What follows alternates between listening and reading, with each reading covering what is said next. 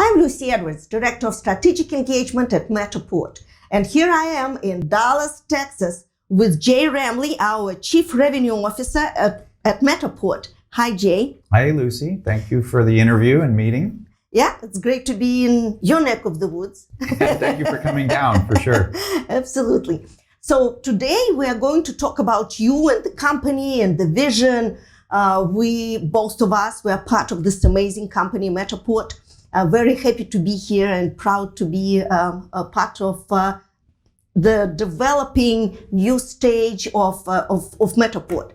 So we'll go back to the beginning. As a kid, when you were a child, were you a straight A student? Did you love sports? Did you dream about being a scientist? Well, you're going way back. Let's see. As a kid, I was not a straight A student. I would say I was an AB student in that 3.6, 3.8 range. As far as a scientist, no. My passion since I was very, very little, like elementary, middle school, was to be a pilot. So being a military pilot was actually my initial goal, or career goal, I should say. So. And well, how did you end up in a completely different field? You know, it's interesting. I actually was going through flight school. My undergraduate degree is in aviation, and was going through my flight ratings in flight school. And I had a psychology professor, Professor Jordan. And Professor Jordan asked me towards the end, I was the only senior in the class, back to straight A's. I wanted to make sure I had as much psychology as I could through college and leaving that to my senior year. But he asked me, so what are you going to do when you graduate? And I had about 3 months left to graduate. And I said, well, I'm going to be a pilot. Got all my aviation ratings, private instrument, multi-engine, commercial. After I graduate, I'm going to be a commercial pilot. And he says, well, what would you want to do that for? And I said, well, I love flying. I've always wanted to be a pilot. And he said, well, it's just kind of like a glorified bus driver, isn't it? And I said, Professor Jordan, no, it's not like a glorified bus driver. It's much more than that. And he says, well, what are you doing now? And I said, well, I'm working for Airborne Express, which Airborne got acquired by DHL. It was, the FedEx, if you will, back in the 90s. And I said, well, I work for Airborne Express. And he says, oh, so you want to be a glorified truck driver? And I said, Professor Jordan, I know you're a psychology professor. I don't know if you're playing with me on this one, but no, it is much more responsibility than, being a glorified truck driver. But I'll take that as a note and appreciate your feedback, but I am going to be a pilot when I graduate. And so anyway, I graduated my undergrad and bachelor's degree in aviation. And I always think back on that conversation, because as you go through life, there's always 3 or 4 or 5 conversations that kind of change the trajectory of your life-changing conversations. And that was definitely one for me. So you decided not to continue as a glorified bus driver? No. I was actually working for Airborne Express at the San Jose airport, and they had a supervisor that left. And my manager, Mr. Sherman Foster, asked me saying, hey, Jay, would you like to take over supervising the San Jose operations for Airborne Express? And I was 20 years old at the time, maybe almost 21. And I was like, wow, that's a big responsibility. But I was always someone to say, look, bring it on. If I can have more, if I can take on more, I'll take it. And so I took the opportunity to be the ramp supervisor for Airborne when I was 20 years old, at supervising a team of like 10 people. And then a year later, they asked me, not even a year later, about 6 months later, they asked me if I'd be interested in taking over the Oakland ramp operations. So now I was the Bay Area ramp operations supervisor. And I learned then that working with people and building teams, hiring and getting people to work together and understanding what our goals are and how we achieve those goals together, that started to kind of make me think about, man, maybe I don't want to be a pilot, going to the airport every day, jumping in the cockpit, flying for 4 or 5 hours, going to the hotel, going back to the airport the next day. Maybe there's something to this whole... Something bigger than that. Bigger around this kind of, leadership started to come into my vocabulary more then. And, taking on a manager role as the Bay Area, ramp manager was, the next opportunity. And so anyway, after college, I started to kind of go down this management track, leadership track with Airborne Express. So that was my divergence a little bit from that passion as a young boy wanting to be a pilot. So where did you go after that? I'm just trying to get closer and closer to the point that you are Chief Revenue Officer. Well, leadership, I totally get it. You had the vision. You were able to apply your vision properly. That brought results. Right. So Airborne, I worked for Airborne for about 8 years in various roles. They asked me if I was interested in going into industrial engineering, and it was completely outside of my undergrad. And I said, yeah, sure. And that was all about moving. Now that I understood the operations, running the Bay Area operations for Airborne for a couple years, how do I go in and optimize the Bay Area operations? And I did that. And then they asked me, hey, we're opening up a new operation in Minneapolis, another one at JFK, another one in Kansas City. And before I knew it, I was 24 years old and I was flying around optimizing all of these Bay Area operations and operations for Airborne Express outside of the Bay Area as an industrial engineer. And that was all about working with people and understanding what was hard for them, where were they seeing friction, and how could I help overcome that friction to optimize the workflow and the operations. And so I did that for 2 or 3 years, and that really got me into logistics. And then after about 8 years at Airborne, including my time there when I was in college, Hewlett-Packard was looking for someone, and Menlo Logistics, actually, another logistics company who had the contract with HP.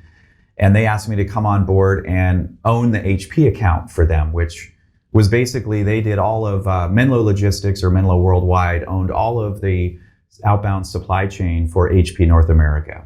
And so now I had this team of about 80 people. In your mid-20s? At that time, I was 28. Well, so still. 28.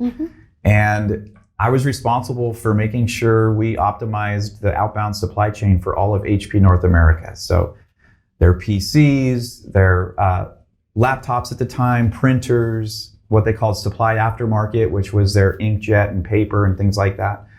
And it was great. I got to learn a lot about supply chain and operations and logistics and trains, planes, and automobiles and how things get moved around the most efficient way. And I finished my MBA. And when I got out of my MBA school, one of the students I went to MBA school with at Santa Clara University was at a company called Seagate. And Seagate's a large hardware storage manufacturer. And they had asked if I would come over. They were going through a big supply chain overhaul and saying, hey, what you're doing with HP, could you come over and help us overhaul our whole supply chain here at Seagate? And so, yeah, that was 2000. So in 2000, I left Menlo Worldwide, went over to Seagate to run their worldwide supply chain and sales operations. And so anyway, I did that for a few years, and understanding how supply chain, implementing systems, technology, processes, running worldwide sales ops there. And still make money. And still make money. And I'll tell you, it takes you got to sell a lot of hard drives to make a little bit of money. But Seagate was about $10 or $11 billion business. And they had spun off, Veritas and spun off Seagate Software, and we're really back to the hardware business. And so in 2005, they asked me if I would leave my supply chain and sales ops role and go build this new storage as a service business. Back then it was SaaS, or now it's cloud, but back then it was just SaaS. And they said, hey Jay, would you go off and let's figure out what Seagate and how Seagate and where Seagate should diversify outside of the hardware business, because I had never done hardware in my career. And so I said, yeah, sure. In the spirit of always wanting to learn something and learn more and push myself, I was like, man, I have never kind of started a company before inside of a company. Let's go see what this is all about. And so I did do that. I left and I asked them, I said, well, if this whole storage as a service business doesn't work out, can I have my old supply chain and sales ops job back? And they said, well, we can't save the role for you. We got to backfill your role, but don't worry about that. We'll figure that out, later on, or if it comes to that point. And, I thought about it, and it was one of the first opportunities in my career where I was like, wow, this is kind of a real risk if I take on this role. And 6 months down the road, they decide not to go after this storage as a service business or whatnot, what will happen? But in the spirit of trying to go do bigger things and always challenging myself, anyway, I took it on. So yeah, that was my first kind of role, if you will, where I had complete control of revenue and P&L and building a team and leading sales and marketing and engineering and customer support, customer success. Like it was a big jump for me. But I will say there was an individual named Brian Dexheimer, and Brian gave me that opportunity. He saw, I think, in me, like everybody has to see in other folks a talent or an ability, and to challenge them and stretch them to do things they probably wouldn't do on their own, which is to me a sign of a true leader, pushing people to places that they wouldn't be able to get to or want to get to or ever get to maybe on their own without somebody pushing them. Brian pushed me into this role to go lead this Seagate Services division and build it. So yeah, I did that. We built it out to about 80 million in revenue and did 4 acquisitions, and it was an amazing opportunity, for me that, Brian and Seagate gave me at the time. And at that point, that was like my first kind of real revenue role of having to go to the CFO and tell him, hey, I need more investment dollars, or we're missing our expenses by X, or we're missing top line by Y, or exceeding. I want more, funding to grow the top line, whatever the case may be, being that first, role where if things don't go well, it kind of, the buck stops with me. So from there, yeah, I went on to do at that point in my career, I was always more customer facing, revenue generating, after that. So the time I left Seagate. That's a fascinating story. I love it. I just absolutely love it. Yeah, and very adventurous. It's very entrepreneurial of you to take a risk, to take it to another level, to try something different. And when did you join Matterport? So I joined Matterport in July of 2019. Oh, okay. Well, right before COVID. Just before COVID. Yeah, it was 9 months maybe before COVID. Yeah. Yeah. So that was probably challenging, but it worked in your favor in a way, because whoever didn't know about Matterport definitely found out very quickly, especially in residential real estate. Yeah. And that certainly pushed the brand, the name. Everyone got acquainted with what you do. So in a way, sometimes bad things bring good results. Yeah, for sure. They don't. It was interesting coming into the company, having 9 months under my belt. A lot of the leadership team at Matterport was fairly new. RJ had been here about 6 months, before me when he brought me on board. And, they don't teach you in business school or textbooks or anywhere how to lead and build a company and grow a company through a global pandemic. And so we did, we had to test and learn a lot, take some risks, and we definitely learned through it. And nobody knew what it was going to be like, when the pandemic hit in February, March of 2020. Everybody thought, wow, like we need to pull back, we need to cut costs. Like this whole thing could be 6 months, a year, 2 years, like nobody knew how long it would last. And we started to go down that path, and then, we realized, wow, in the world of remote and social distancing, being able to virtually experience a space in the real world without having to be there in that space or with someone else was our technology, our platform. It was a perfect fit for what the world was up against, at that point in time. And, obviously still to this day, I think we realize now what we can do so much more virtually or remote versus having to fly and be in person. And not to take the human element out, it's still critical to be face-to-face and in person like this, but we can do so much more. I think that's one thing COVID taught us was we can do a lot more virtually and remote, to improve people's work-life balance, to improve productivity than we ever thought we could probably do before COVID. So, and I appreciate the fact that we have a brilliant leadership team. Together you collaborate, you brainstorm, you bounce ideas off each other, and the decisions are made together, not just by one person. Someone just doesn't walk into the room and say, nah, it's going to be this way. You really work as a team, and you add to each other's talent. And I think that's what really made it happen as well. Yeah, what we're off to go do, digitize the built world, no one's ever done before. And so it's not like we can look at a blueprint and say, well, let's just go copy company XYZ. We're off to go do something that's never been done before. And so not one person has all the answers. So yeah, as a leadership team, we all talk about, the importance of transparency, the importance of having an open mind. And it's great to hear the companies say that. My grandmother, was 96 years old when she passed away. She always told me, she says, Jay, your mind is like an umbrella. It only functions properly when it's open. And so that was one of Nana's favorite sayings, was always have an open mind, because there's always someone better than you, or there's always someone that knows more than you. So your grandma is a very smart woman. She also Nana had was another brilliant. one. Yeah, you have one mouth and 2 ears, and Yes. you gotta listen. Exactly. And what's good about Matterport, when we have our meetings, the company-wide meetings, and the questions that come your way, or that are addressed to the leadership, some of them are pretty strong questions, and no one from the leadership team turns away or just shy to answer.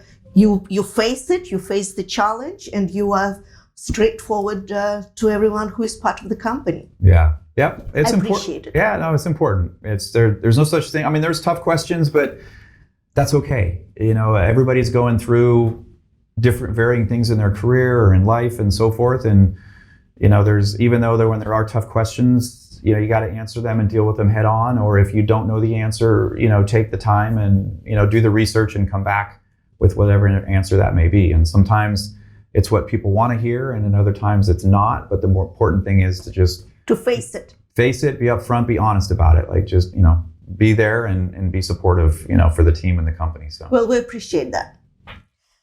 In the current market landscape, how does Matterport address customer retention and satisfaction as part of the revenue strategy? Because we always hear in all our meetings that the final consumer is extremely important, and we're listening to what final consumer is looking for. So what the team often tells me is, or the team hears from me, is revenue solves all problems. And the customer is our ultimate boss. They can fire us anytime and take their money, which is our revenue, somewhere else, whether it's to a competitor or to do it a different way. But at the end of the day, revenue solves all problems. And from a customer point of view, retaining every customer we have is critical. And so it's one of our top level company, KPIs is revenue and then customer. And within the customer, it's, around NDR and customer satisfaction are two key metrics there. Are we maintaining our customers, and are they happy to be with Matterport? And are we growing those customers, as we think about our net dollar retention being a key measure underneath that? And so are they staying with us? And then are they growing with us? And if they're not, that's where we need to focus a lot more and retain them. So, well, that brings me to a KPI question. What key performance indicators or KPIs do you use to measure the effectiveness of your revenue generator? So, we have three main KPIs we look at. Square feet managed. So as we think about what we're off to go do as a company, digitizing the built world, which is massive. We believe there's over 4 billion buildings out there for us to go digitize. How fast are we digitizing that space? So we measure that in square feet managed. Are we growing, that metric? The second piece is, if we are growing that metric, then we should be growing revenue, which is our second KPI. And then our third, KPI is our customer. Are they happy and are they staying with us, which is the one we just talked about. And so those are the three things, as you think about what we're off to go do is to digitize and index, the built world. It's very similar to Google 20 years ago when they were digitizing the information out there in the world and then organizing that and making it, accessible, to everyone in the world. And now you've got the information of the world in your smartphone, right? Thanks to that, thanks to Google and everything they had to go do. That was a key measure for them. How fast are they indexing the world of information? Ours is the same metric. It's just we're measuring how fast are we digitizing the built world, and we measure that in square feet managed, under our platform. So cool. I love that. Yeah, very, very, very soon we will not have to do anything or think about anything between Google and Matterport and ChatGPT. You just have to wake up in the morning and ready to go.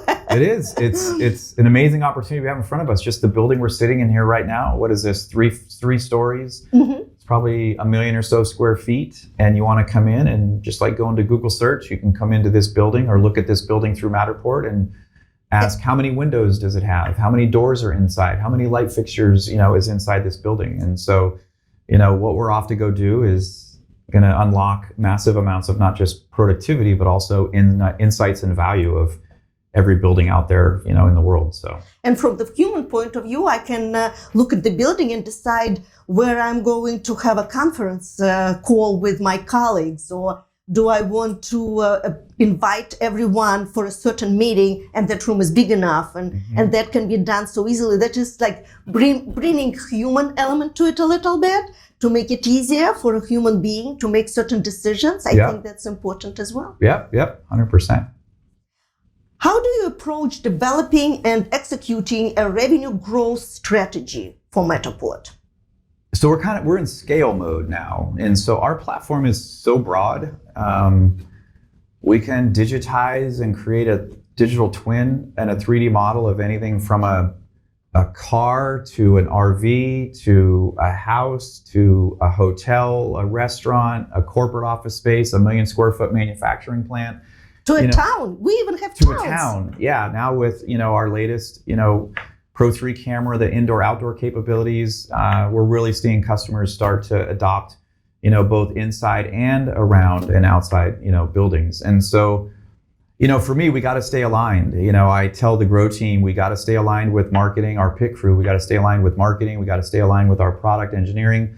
It doesn't make sense for us to be off out there, driving a revenue and go-to-market strategy if we're not aligned with our product roadmap and our, product and engineering side of the company. And so, I always look at, what's repeatable. And so we spend a lot of time looking at what are repeatable use cases. Because as you think about scaling and growing revenue, it's hard to do it with a one-off and a one-off and a one-off. We've got to understand, where are we really winning? And then where can we package that up and go do it 100 times, 1,000 times, 10,000 times? And so that's where, we're at now, and how we've focused in really around 2 main use cases we know we can win and we know we can replicate thousands and thousands of times, which is around promote or property marketing and around operate, use cases, helping companies more efficiently operate, their buildings, their structure, their office space, retail stores, whatever it may be, through Matterport, versus the way they do it today, which oftentimes is still very much offline versus online. Matterport has a diverse customer base, from real estate to construction to new development and beyond. How do you tailor your revenue strategies to meet the unique needs of different sectors? Yeah, it is a diverse space. Like I said, it's everything from digitizing an automobile to an RV all the way up to large corporate office spaces. And so I think, what we've done is look at where are there consistent go-to-market motions, from sales process to sales cycle times to skill sets to meet the customer needs to technology fit to meet the customer needs. And so it's kind of clearly delineated for us. About half of our revenue is residential real estate and the other half is non-residential real estate, everything from commercial office space to manufacturing to retail, travel, hospitality, hotels. And so we do have a dedicated team focused around more of the go-to-market motion for residential real estate. It is a different, segment and go-to-market motion versus, the non-residential real estate. And so setting up those go-to-market, structures and organizations is, one that we've just put in place in the last, year and a half or so. Mm-hmm. But to meet the customer where they want to be met, especially with such a diverse customer base we have, you do have to sometimes augment, your go-to-market, the skill sets and so forth to meet that customer needs. And so we've segmented there around residential real estate versus non-residential real estate. So Matterport invests heavily into their employees, into our basically psychological and physical well-being. When we have our meetings, for example, it's all about building the culture, taking care of each other. We have really cool meetings that Tammy puts together where we have little groups of 3-4 people and get to know who is doing what. We are all from different departments, different backgrounds. It's fun. So that is something, it's not all about work and produce revenue. It's also investing in the people who works for you. And at the same time, Matterport Cares, you have a great, broad spectrum of different companies that you are supporting and different charities that you are supporting, and you encourage your employees to do the same. Can we talk about that? Yeah, we have what we call Matterport Cares. And, before COVID, we would do more organized Matterport Cares at each of our office locations. But since COVID, since we've gone mostly remote first, as a company, we have employees that are all over the place. And so we've really had to take a step back and rethink, how do we make sure we support employees and the impact that they want to have, not just at Matterport, but for organizations in their community that they also care about, and where Matterport can have a bigger impact, with maybe local charity, local food drive, and so forth. So we have this Matterport, Cares. It's a fantastic program for employees. We can leave it open as far as who we support, and we'll usually, like if we have our annual Accelerate meeting, with the Grow team and the broader company, we'll choose an activity where it could be putting together packages of food to go to those that are in higher need inside of, the U.S., global, wherever it may be. To most recently, our team in Sunnyvale built, I think it was 28 bicycles, really? And built bikes, for kids and families that may not be able to afford, bicycles. Mm-hmm. And so we really leave it up to the employees, and the Matterport Cares is a great way to do that.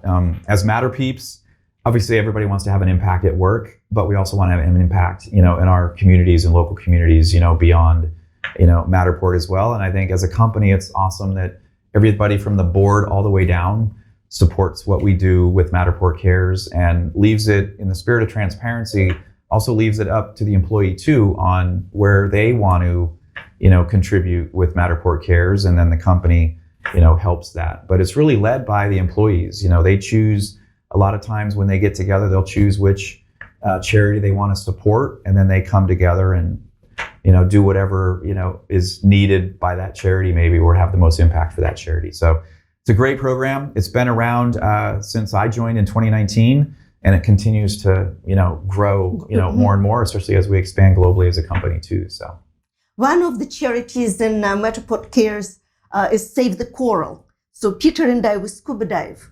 Oh yeah. So that's the charity that I chose, and I'm supporting that. But thanks to you, and it was at one of the Accelerate meetings that we had, that RJ encouraged us to choose one of the charities within that organization, and then Matterport would match the funds. Mm-hmm. And that's what I did, and I continue. So I'm receiving now directly emails and their progress and what they need and who is suffering. And that's what my husband and I were supporting. Hey, that's great. Great to hear. Yeah, it's a great example. I think all of us, we're very fortunate, not just for the positions that we're in, the opportunities we have inside of Matterport within the company. And we got to stay focused and remember that there's millions and millions of people out there that are much less fortunate than we are. So the more we can give back and give forward for the next generation, or for those less fortunate, and hopefully they can, have better opportunities ahead, and they can enjoy the coral. Yeah, exactly. Future also generations will be able to enjoy the coral. 100%. Exactly. Yeah. Well, thank you, Jay, very much. Thank you for your time. It was a pleasure. It was great. It was great to know you closer as Jay. So thank you, and have a great day. And we love Dallas. Hey, thank you. Thanks for coming to Dallas, and great questions. Thanks for making the trip, and look forward to doing another one with you. Thanks. Cheers.